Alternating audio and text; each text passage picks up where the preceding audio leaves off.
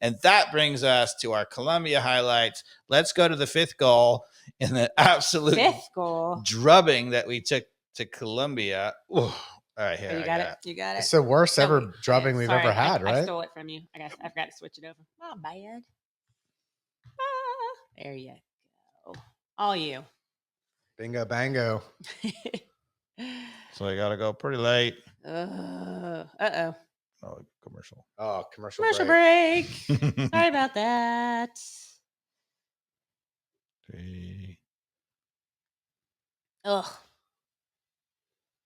Is that the fifth one? Looks like the fifth one. There were so many. It's hard to tell. That was the fourth. That may have been the fourth. Is that the one? Is this the There's one time for another one? Of course there is. Oh, man. Yeah. That's the fourth. Where's the fifth one? That was it. Wasn't it? Yeah, here it is. That's okay, it. So let's go back slightly. Because what I want to show you is how, so Colombia, as we insist on playing out of the back, right? Colombia shows you how to press. Oh, sorry. The highlights might not be that great for the package. No, we're good. Don't know what to or Dave's clicker skills. One of the two. Yeah, both. So I guess they'll show it on the replay, I think, because Cameron Carter-Vickers has the ball and he tries to play it to Ricardo Pepi, who's checking at midfield. Yeah. And if you watch the center back from Colombia, he beats him to the ball here. Mm-hmm. Have you ever seen that for Atlanta United, Carmen? No, not that I can remember. Okay, let's see if they show the. They may not show it. They're gonna show it. Come on. I think Dave's going to say yes. You have seen that from Atlanta United. We have? They don't show it in this highlight reel. Oh yeah. Sorry, Dave. Your dream is over. I can keep looking if y'all want to keep talking. No, there we go. It's gotta be further back. Yeah, there it is. There we go. It's a different goal then. No, I know it, but they're about to show it. Oh. Ready? Here it is. Here it is. Everybody watch. Doesn't show it. Okay, sorry. Never mind. Yeah. Anyway, the bottom line is Colombia has a lot of pressure on the ball, right? And they're allowed to pressure because their backs are all the way up on the guy. And they try to, Cameron Carter-Vickers has the ball at around 18. He tries to play it out, right? And Pepi just gets beaten to the ball by the center back who's on the front foot. That's how you can press because he didn't have an outlet. And Carmen Vickers is like, quite rightly, he's like, I didn't have an outlet. If that was anybody playing against Atlanta United, I'll tell you where the outlet is. It's over there. Okay, let's see. Good. I think we found it. Let's try this again. Live stream. Carmen's in trouble. I don't think you guys found it, to be honest. Yeah. Because if it's the last goal. I think we did. Hold on. Here we go. Okay. Tell me when to pause it. Not this one. It's coming up. Okay, so there's fourth goal. There it is, right there. All right. You control. You want to control it? Yeah. That's all you. That's Pepi who's getting cut in on there. Yeah, I'm gonna pause it right for a second. Yeah. So yeah. Yep. So right Carmen Vickers is right here. He's looking up the field, right? Look at this, right? In front of the guy here, marked up here. And you think Ricardo Pepi's here, right? That's their only option, right? If you notice, first of all, weak side, is he all the way pinched in, leaving this guy wide open? Nope. No, he's there where he can match up against him. And what happens here is the center back is going to run right in front of him. Watch this. Yep. Boom. Yep. Actually, a defensive midfielder. It doesn't matter. The point being that this guy, this is our forward, Ricardo Pepi, who is here, right? And he tried to play it here. It was the only place he had to play, and he just got beaten to the ball. Yep. That's how you press. You've got to have this marked up and this marked up and this marked up, and then these guys are effective because as soon as he puts the pressure on, Cameron Carter-Vickers is like, where do I have to go? He tried to force it in here. They win it. Yeah. And then as soon as he wins it, it's 1, 2, goal. Yeah. And, and then worst case scenario, Pepi and somehow magically turns and wins that. It's still 3v3. Yeah, the U.S. has to go up against. Yeah. So Lessons learned Mm-hmm. or not. What do you? And that's a double whammy because Colombia was playing really good pressure, and silly us, Berhalter insisted on always playing out of the back. We tried to play out of the back and try to play it back and try to play it back and try to play it back, and then we kept giving it away and getting goals. Yeah. So okay, then we go on and play Brazil and have a decent game. So what changed?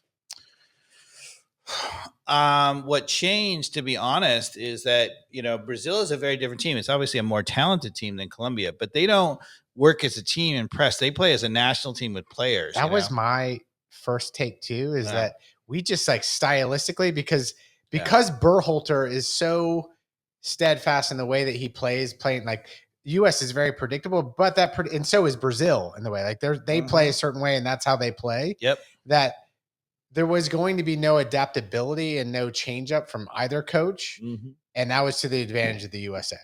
Yeah. So Colombia failed to qualify for the previous World Cup. They fired their coach. The new coach, since he's been in charge, you know how many games he's won out of 19? Let's go with 13. Carmen? I'm going higher. Let's go 15. 19. He's 19 for 19. Really? Impressive. He's won 19 straight games. That's why. So Colombia might be also good too. They're very good. Right. And they're doing it. You can see how they do it. They have talented. Now, the other thing about it is, again, and this drives me freaking nuts, the amount of American coaches saying, your forward has to stay forward to keep them space. Stay with the back right. James, who is the center forward for Colombia, he was dropping deep all the time, right? And by doing that, when he dropped deep, we have center backs, right, who are never, ever, ever, ever, ever, ever going to follow someone into the midfield because they're just not fast enough and they're not going to do it. So James was dropping in and he was wide open, right? And then there are people running in behind him. It's a perfectly good system. You make the center backs make a choice. Yep. Right?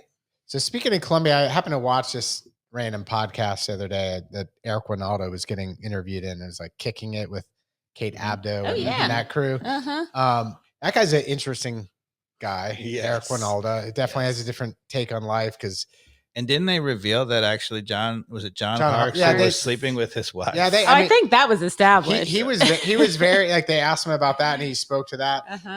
But anyway, what I was going to get to was they're asking what his favorite game moment was, whether it was a lot of good ones like the Italy one and all these, but I guess he was saying the Colombia one where we ended up winning that game was pretty phenomenal. That's the Escobar, right? He traded jerseys with Escobar. Mm-hmm. Oh, so, really? Yeah, it was interesting. He actually flew down and gave the jersey back to the family. Oh, that was pretty cool. But man. he said that was obviously not easy. Yeah, for those of you who are not in the know, right? That's an own goal from Escobar, the defender for Colombia in the U.S. game. And when he got back, the drug cartel actually assassinated him. Yeah, different Escobar. The other Escobar, a lot of Escobars. Colombia. Very common name. Yeah. Isn't that a 30 on 30 on 30 ESPN? 30, like Escobar and Escobar, something Escobar like that. Escobar. If you haven't seen that, that's a must watch. It's probably free on YouTube. 30 for 30, the 2 Escobars or whatever it is, something like that. So I don't, and again, I don't understand. The U.S. national team. Again, Berhalter has this system, right? And it's going to be all those players going to press all the time, right? And my problem with it.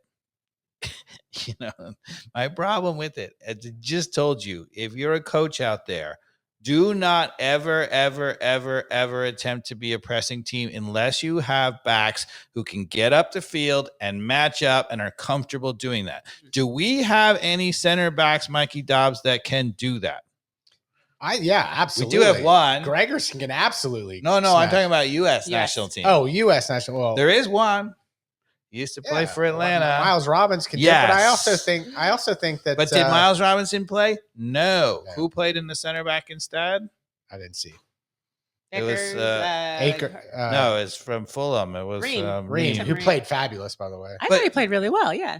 But not for a pressing yes team. and no. He cannot play in a pressing team, period. He plays great in Fulham, 2 banks of 4. They sit back. I'm talking about in the Brazil game. Yeah.